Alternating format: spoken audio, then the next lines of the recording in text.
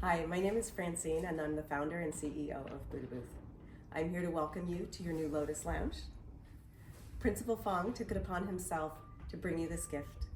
It is for mindfulness and relaxation and just a quiet, safe space to be.